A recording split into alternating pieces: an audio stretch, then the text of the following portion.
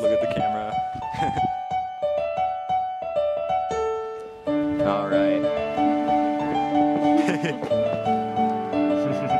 All right. Cute. Yeah, just stare at the camera. It's just like, oh.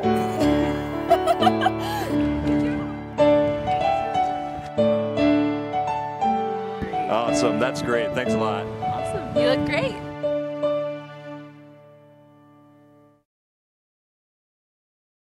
Hello, Rams, and welcome to our very last episode of Humans of CSU. It's been a crazy year, and we've met some incredible people from all over CSU, but tonight we're doing something a little different. Instead of looking out for interesting people, today we'll be looking in. CTV, the Collegian, and KCSU are all part of Rocky Mountain Student Media, and so tonight we're going to be talking to members of each organization to give all of you a special inside look at Humans of Student Media.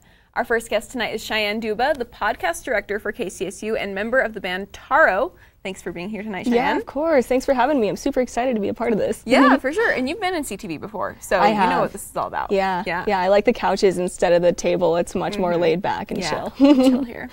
Cool. So tell me how you got involved in KCSU. So I started DJing at first, and I had a show called Swifty Beats when Rick and Morty was all the craze. And I was in Hannah Copeland, who's the broadcast manager, her audio production class.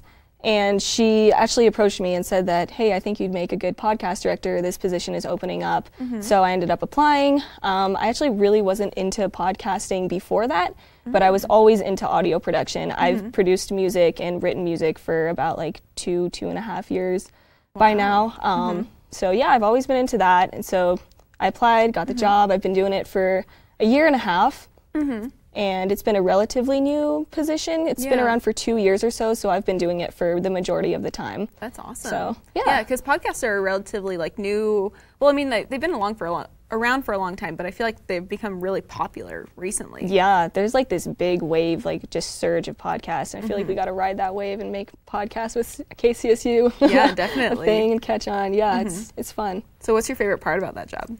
I do like the production that's involved with that job the best. I'm producing a podcast called Sex, Drugs, and Rock and Roll. It's a newer one, and we just have people come in and tell their craziest sex, drugs, and rock and roll stories.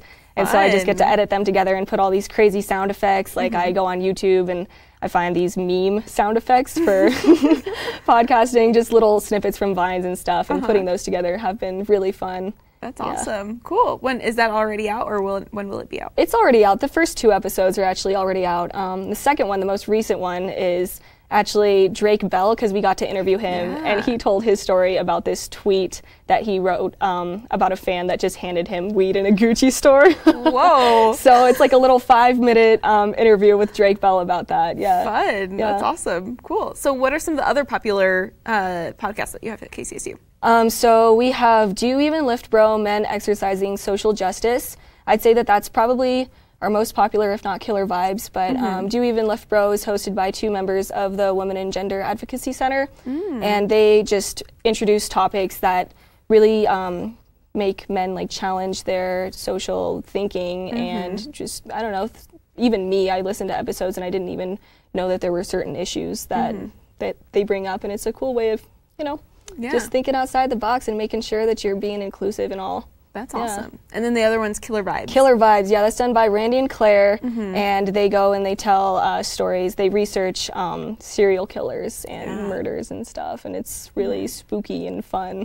That's a fun one that I like to listen to. I actually listened to the Golden State Killer one while I was flying to California last weekend. So it might not have been the best idea because I was terrified of finding a murder in my closet, but I'm here, so I didn't get murdered. So yay! So you're also in the local alternative band Taro. What's it like being in a band? It's really fun. Yeah, it's actually just me and Steve, so we're a little duo.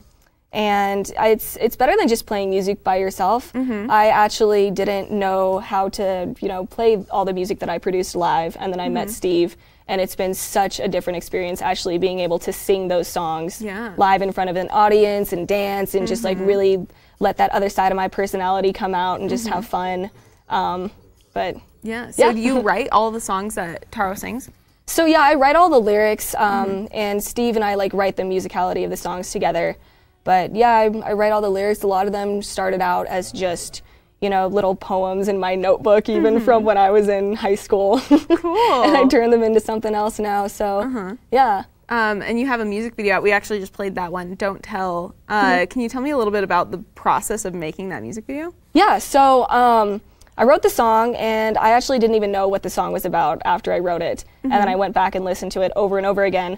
And then I realized that it really reminded me of Fight Club, which is one of my favorite movies. And so I kind of just based it off of Fight Club. I wrote out the screenplay and everything. And then I saw a music video done for a local band called This Broken Beat by Justin Urban on Facebook. And I decided to hit him up and say, hey, like I'm looking to get a music video done. And so we just brought that idea to life, and it was a really fun process doing it. Yeah, there was one part where I actually had to get drowned in a super cold, freezing lake at nighttime in October. Oh gosh. But you had to do it for the art. You gotta do it for the art. Do it for the art, yeah.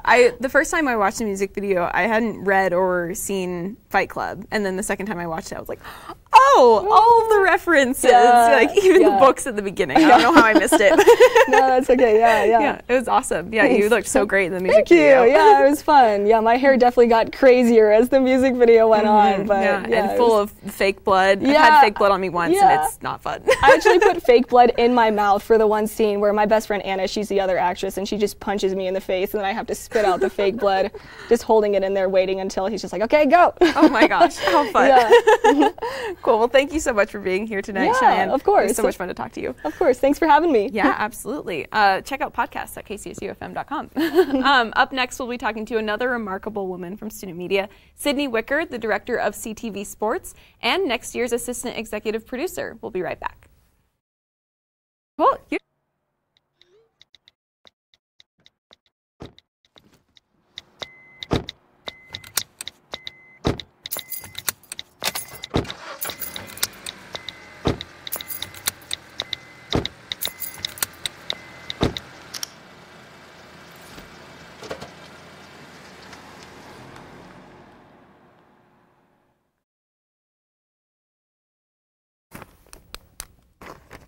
Welcome back from the break, Rams. Over the last year, the CTV Sports Department has seen huge improvements in nearly every way, and I'm sitting here with Sydney Wicker, the director of CTV Sports Department, and the woman responsible for all of the transformation of the department. Sydney, how are you tonight? I'm doing good. How are you, Emma? I'm good.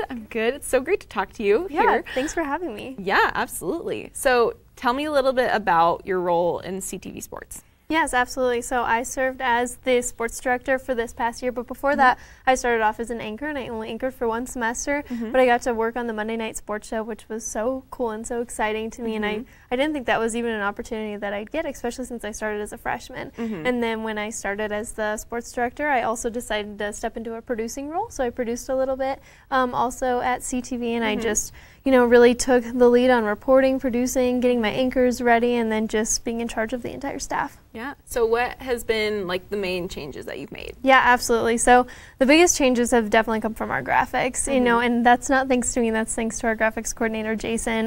But, I would send him these ideas, and him and I would sit down together even in the summer, because we're both from the same town, and we'd come up with all these new ideas that I had, and I was constantly texting him like different ideas and new things that we could do. But yeah, so him and I have worked very closely together, but our graphics is where we've probably seen the most improvement, and our highlights as well.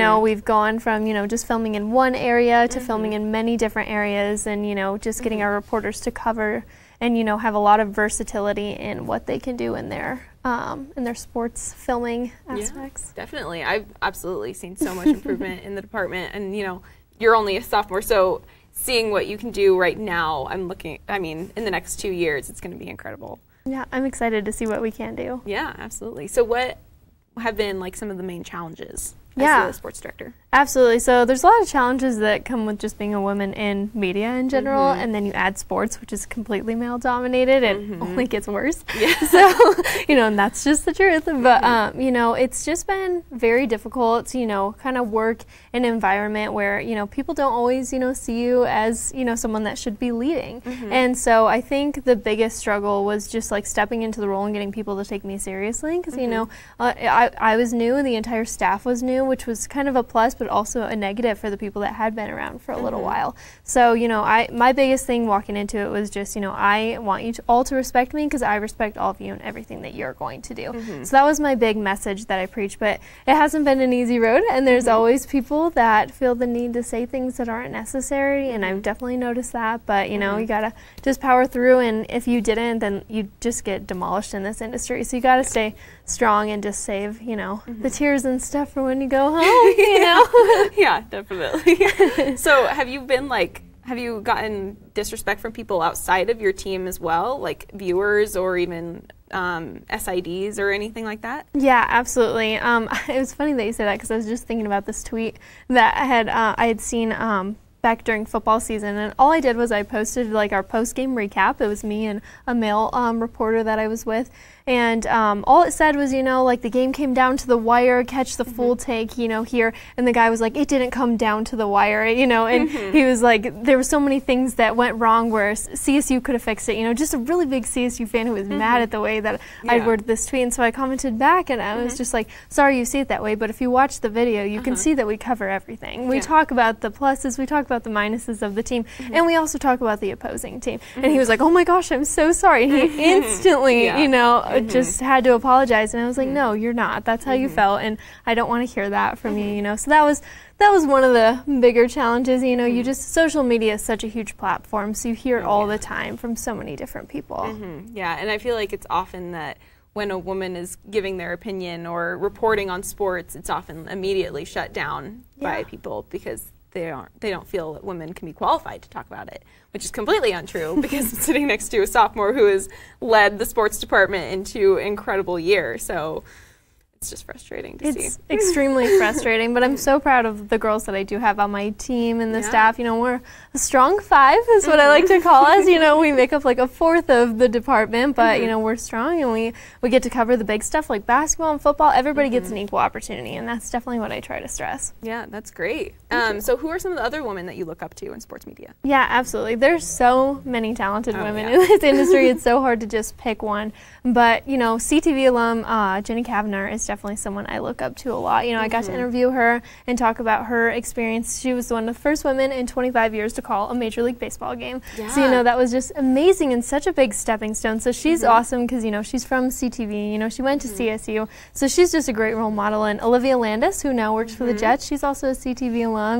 I talked to her before coming to CSU, and I just asked her, a little bit about how she got started. So she was someone I loved talking to and getting to know a lot better. But looking at like the girls who are out there doing a lot bigger things, like Samantha Ponder, I love her to death, and she's a great role model for moms in the industry because, she has I think 3 kids now, and, and I listened to an interview where she was literally taking care of her daughter in the middle of commercial breaks because that's what she had to do, but that's so amazing to me, and it's so hard because in this industry you're working so many hours, and you're traveling constantly, so the fact that she can be a mom on top of that is amazing to me. And then Erin Andrews, she can't go unnoticed. She's someone who's been in the industry for years, and she's a great powerhouse for the NFL and just for women in sports. She's overcome cancer and a lot of other things. So I definitely look up to her and the progression that she's made for women in sports. Yeah, definitely.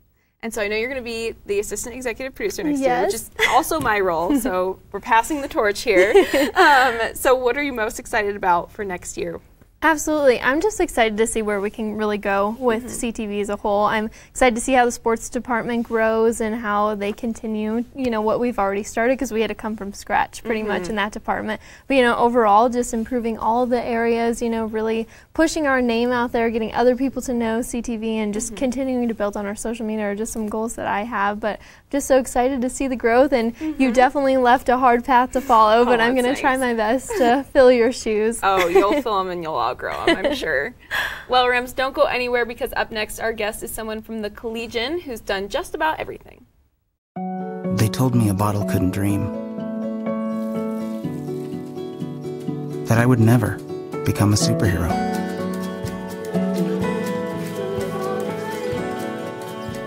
But I learned how to fly,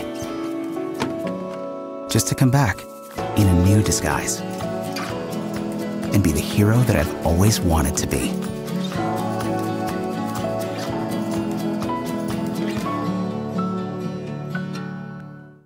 Editor, senator, activist, and even TED Talk speaker Jayla Hodge, the current opinion editor for the Collegian, is a woman who can do just about anything, and we're lucky enough to have her in the studio tonight. Jayla, thank you so much for being here. Hello, thank you for inviting me. Yeah, I love talking to you. You're so intelligent and wonderful, and so getting to have you on the show and like showcase you a little bit more. I don't know is if awesome. I can do anything, but thank you. I think you can. So, okay, so you and I are about to graduate. Mm-hmm. Looking back, what has been your favorite memory at Student Media? At Student Media, wow, there's so many. We're in there every night, every day. I think the people, I'm going to remember them the most just because you build relationships. We joke around, but also it's a critical relationship where we're making each other better at the same time. Yeah, definitely. Yeah, maybe my desk meetings, those are wild. Yeah? Yeah, everyone knows. If you don't know, opinion is definitely, we're the most wild desk at the paper. Yeah, why is that? First of all, it's a room full of opinionated people, some of them with really out there opinions, and you throw us all together. We have debates around astrology going on, but then we also will switch between, I don't know, talking about like race issues or disability, from weather. Trying to think of the wildest one I've heard so far. I've seen some interesting opinions in the opinion pages of the Collegian. Yeah. I really like the ones about like the sugar daddies. The whether being a sugar baby should be considered like a respectable or a job, and you know, there's always a hot take. Yeah. So how many emails do you field every week from people who are just mad at opinion columns? And I mean comments online too. There's so many. You know, it depends. It depends on the week, honestly. But I read all of them. First of all, I read all of them. I've seen some pretty interesting emails. Usually from angry people. I've noticed people will reach out more if they're angry. Facebook comments are a whole different story. Oh, yeah. So, yeah, more hot takes. What's been the strangest email that you've gotten or Facebook comment?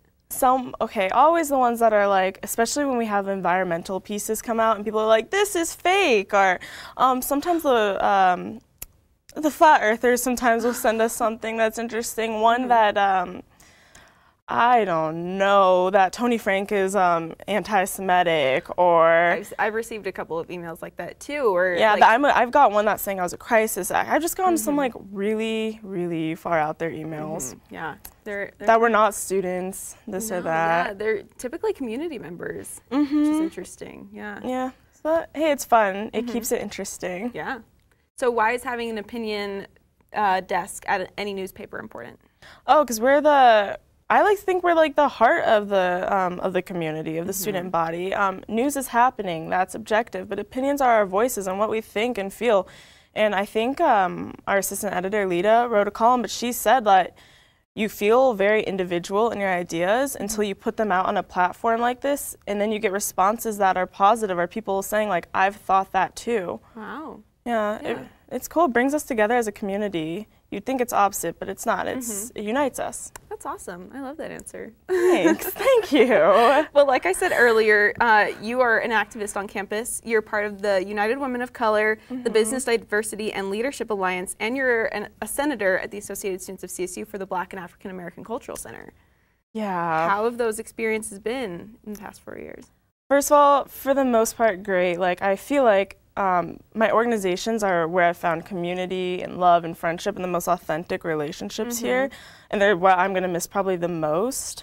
Some of them harder than others. Like I say, like United Women of Color, that's my soul. That's those are my friends and my sisters.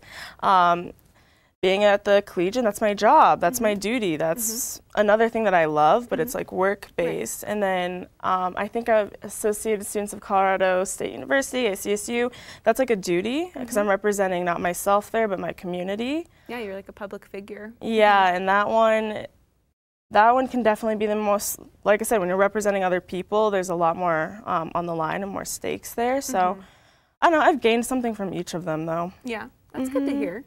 Yeah. I'm tired. I will say that. I've learned how to work and function under a lot of stress and how to be tired, but diamonds are made under pressure. That's true. So how has it been? How have you felt welcomed at CSU being a woman of color? That's an interesting answer because, like I said, depending on what space I'm in, like in the Black and African American Culture Center, yes, of course, in United Women of Color, again, community fellowship. But in other spaces, the honest answer is no, not always. Especially when you are different, you look different. I stand out. A lot of people don't realize that it's little things from like passive comments to the fact that I get told on a daily basis that my hair is unprofessional. Yeah, so CSU in some regards, it's trying but not quite there. And again, another reason I'm kind of tired. Yeah, absolutely. Well, I hope that wherever you go next is a welcoming environment, and I know you're going to shine like a star. So, I mean, I hope I've been able to like make it better while I've been here. Oh, I'm sure you have. I'm sure you've had incredible impacts on the people around you at the very least, and then you know, doing legislation in the Senate. I'm sure you've had incredible impacts at CSU. Thank you. I hope so. I hope someone watching this is like, she did. Oh, yeah. Well, I mean, you've done a TED Talk. Let's talk about that for a second. Yeah. The TED Talk. Yeah. I mean, there it is. Wow, wow, there I am again. So your TED Talk was about mass shootings and gun violence. Can you talk about, it was the three-pronged BEAST that you called it, right? Yeah, BEAST is basically an acronym. BEAST stands for Bipartisan, Existential, Accessibility, Societal Theory. And yeah, it talks about the language we use. The discourse around mass shootings is very divisive. It separates us. So people are arguing about, you know, along party lines and ideologies versus addressing the problem. And so that's kind of what that's the gist of the TED Talk. More than anything though, like outside of the studying policy and all the research behind it, I wanted that people to walk out of there feeling like, hey, maybe if I just change my language, I could be a part of the solution. Yeah. I love that. Was it scary doing a talk in front of a large audience? Yeah, 'cause it's TED. It's a TED Talk. I've watched so many people that inspired me. Some of my favorite, I wouldn't call them heroes, I guess. Yeah, giving a TED Talk, and it's like, wow, I'm going to be on a platform as so many great people before me, and especially as a student and a young one. I almost didn't even like feel qualified, so I was terrified. But I'm so glad I was able to do it. Yeah, absolutely. Yeah. That was such a cool thing. And if you want to watch it, it's online. I just searched Jayla Hodge TED Talk because I didn't get to see it in person, but it was wonderful. Thank you. Yeah, you had all the visual aids and stuff, and I thought your points were incredible. Yeah, when I first got up there, I didn't have the clicker for the PowerPoint. So in the beginning, you can see I'm nervous, I'm flustered, and then someone like snuck up to stage and threw it on there. Oh no. But again, it just gave it personality. Yeah, exactly. Just like you. Yeah, a lot of personality. Well, thank you so much for being here tonight, Jayla. It was awesome having you. No, thank you for inviting me. Everyone support student media, support CTV. Support the Collegian and KCSU, support student media. Thank you, thank you. Well, Rams, that was only 3 members of Rocky Mountain Student Media, but there are way more amazing people than we could ever hope to bring on the show. So we talked to a few more of them about what Rocky Mountain Student Media and journalism means to them. There's nothing I don't love about being a part of Rocky Mountain Student Media. It is who I am, and it is the reason I became the person that I will be when I step into the field after this. Oh, it's the best. It's the best job on campus, really. Working for Rocky Mountain Student Media has been, I don't want to sound cheesy, but like kind of life-changing in a way. There's almost too much that I like about student media. I think primarily just the people that I get to work with on a day-to-day basis. I have made some of the most amazing connections with people. I've made some of the closest friendships, relationships, just everything from this place. So getting to work every day with people that mean the world to me is fantastic. I have learned so much from everyone around here, and I never would have been able to have such good of friends and such good of a grasp on broadcasting if I wasn't working here. The one thing that I really like is kind of coming down into the newsroom and like knowing that I'm going to be around people that have the same passion and the same dedication to doing this as I do. I just love working with the students too. They start out as students, but then as they leave and go on to their professional careers, they become my friends and colleagues. I love the people. The people are honestly the whole reason that I stay and work with CTV. It's so fun. I love going to work every day because I know I'm going to have fun. I think student media is important because it's a really hands-on experience that prepares students for jobs outside of the workforce. I have been lucky enough to get a job after college, and I would never have been able to do it if I didn't learn everything that I did through Rocky Mountain Student Media. You get to feel what it means to be a journalist. You get to hone those skills, practice those skills, but also work alongside people who are passionate about the same things that you are. Student media really has at their core, in their core values rather, the students' best interest in heart, trying to keep them informed, trying to make sure if there's something shady going on campus, people know about it. Anytime that you ever have a concern with society, you can go to a journalist and see what's going on. People who don't have an agenda, people who just want the truth to be told and want it to be done ethically.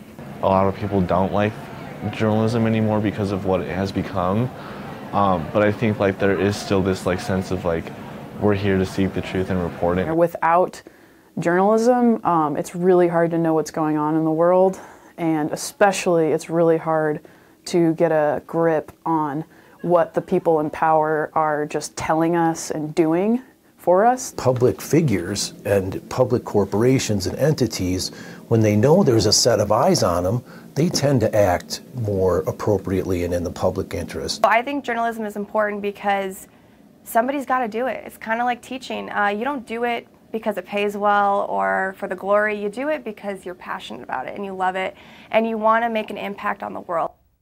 Well, before we go, we have one final guest on the show. Those of you who don't know, this is Matt Leisman, the producer and man behind the magic of Humans of CSU. Thanks for coming on. Yeah, no problem. I had to be here anyways yeah, tonight. That's true. Yeah, you had to work. Cool. Well, what are you going to miss the most about CTV and Humans of CSU, Matt? Oh my gosh. Humans of CSU has been like my baby this whole year. I'm going to miss so much about it. It's been an amazing experience. I think the thing I'm going to miss the most is probably the learning. Yeah.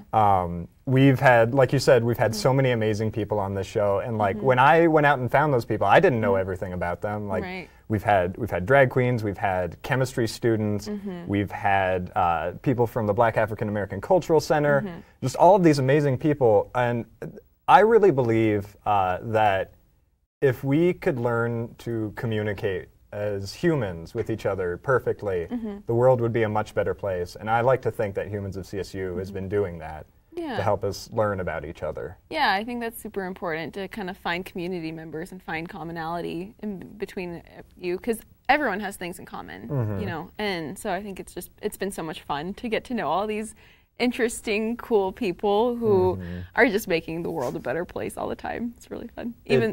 Even the bugs were cool. I really enjoyed the bugs. I went back to see Maya a second time after that and interviewed her for a completely different project. I held Machi again. Yeah? The tarantula, that was great. And honestly, before we brought Maya onto the show, I wasn't a big fan of bugs. Yeah, me either.